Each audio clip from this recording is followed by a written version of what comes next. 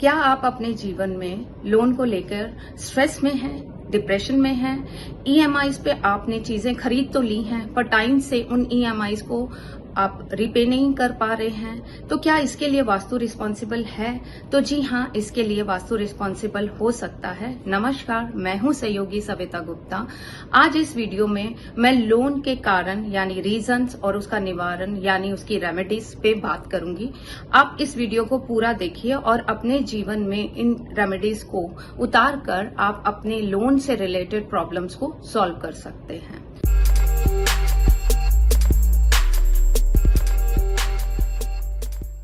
सबसे पहले जो मुख्य कारण होता है लोन का, वो होता है कुछ ऐसी एंट्रेंसेस है वास्तु में जो कि हमारे ऊपर लोन चढ़ा देती हैं।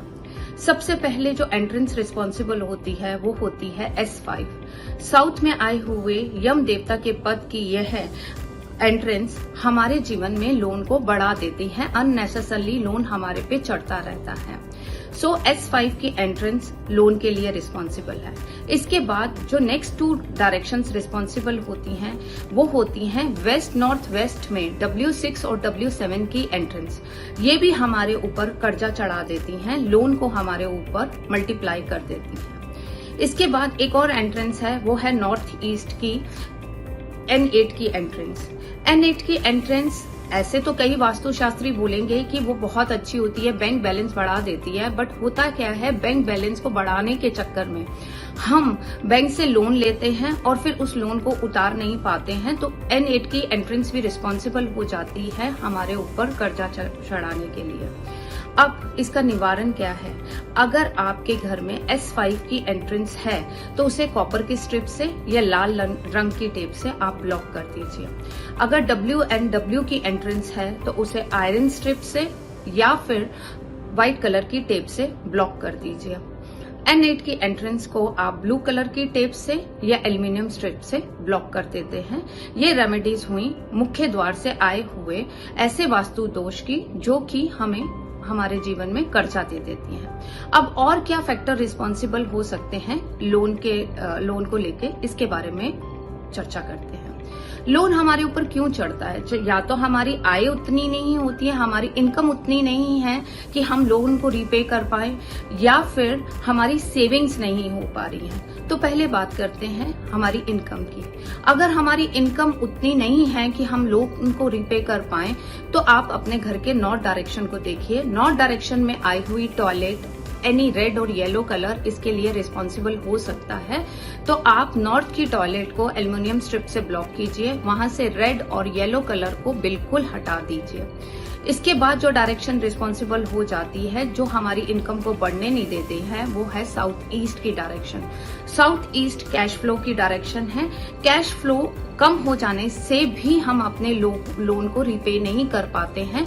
बहुत बार ऐसा होता है कि प्रॉपर्टीज तो हमारे पास बहुत होती हैं, फिक्स एसेट्स बहुत होती हैं, बट एक लिक्विड कैश जो चाहिए होता है लोन रिपे करने के लिए, वो हमारी लाइफ में नहीं होता है। तो उसके लिए जो डायरेक्शन रिस्पॉन्सिबल है वो है south east. South east direction में आई हुई टॉयलेट, वहां आया हुआ अंडरग्राउंड वाटर टैंक, वहां आई हुई ब्लू और ब्लैक कलर इसके लिए रिस्पॉन्सिबल हो सकता है।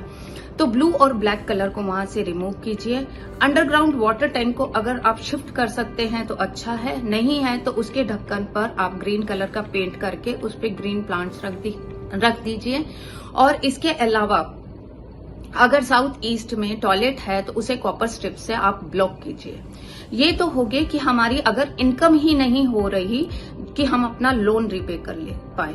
अगर अब हमारा क्वेश्चन ये है कि इनकम तो है बट सेविंग नहीं है हमारे घर में, जिसके कारण हम अपना लोन रिपे कर पाए, तो अब डायरेक्शन जो देखने की जरूरत है वो है वेस्ट साउथ वेस्ट।